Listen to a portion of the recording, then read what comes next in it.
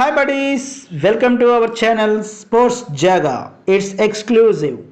సొంత మైదానంలో ముంబై రాజస్థాన్తో అమీతుమీ తేల్చుకోవడానికి రెడీ అయింది. ఆడిన 2 మ్యాచ్ల్లో ఓటమి పాలైన ముంబై ఈ మ్యాచ్లో ఎలాగైనా గెలిచి టైటిల్ రేస్లో నిలవాలని చూస్తోంది. సన్ రైజర్స్ తో మ్యాచ్లో గెలుపు కోసం తీవ్రంగా పోరాడటం ముంబైలో కొత్త ఉత్సాహాన్ని నింపింది. మరోవైపు ఆడిన 2 మ్యాచ్ల్లో గెలిచిన రాజస్థాన్ హ్యాట్రిక్ పై కన్నేసింది. ఈ మ్యాచ్లో కూడా గెలిచి టేబుల్ టాప్ లో నిలవాలని చూస్తోంది రాజస్థాన్. కాబట్టి ఈ మ్యాచ్ ఇరు జట్లకి ఎంతో ప్రతిష్టాత్మకంగా నిలిచింది. అలాగే ఈ మ్యాచ్ ఇద్దరికి 3వ మ్యాచ్ కావడం విశేషం. ఈ సీజన్ లో ఇంకా బోనీ కొట్టని ఏకైక జట్టు ముంబై. మరి ఈ మ్యాచ్ తో అయినా ముంబై దశ మారిందా లేక రాజస్థాన్ హ్యాట్రిక్ సాధించిందా చూద్దాం రండి. టాస్ గెలిచిన రాజస్థాన్ ఫీల్డింగ్ ఎంచుకుంది. సందీప్ శర్మ ఫిట్ గా లేకపోవడంతో బర్గర్ కి ఛాన్స్ ఇచ్చింది.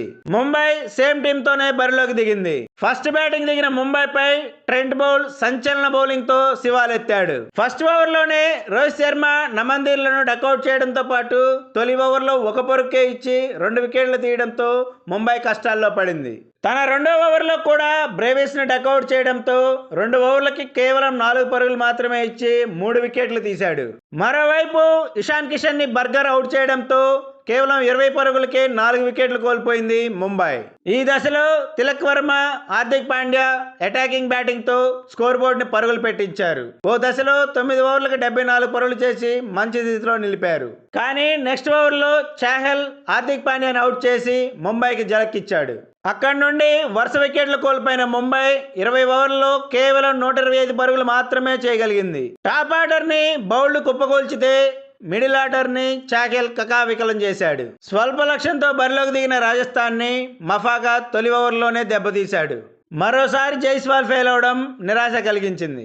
మధ్వాల్ అద్భుత బౌలింగ్ తో సంజు శాంసన్ బట్లర్ ను తీయడంతో రాజస్థాన్ 48 పరుగులకే 3 వికెట్లు కోల్పోయింది. అక్కడి నుండి రియాన్ పరాగ్, అశ్విన్ ఆశతూచి ఆడుతూ స్కోర్ బోర్డ్ ని కదిలించారు.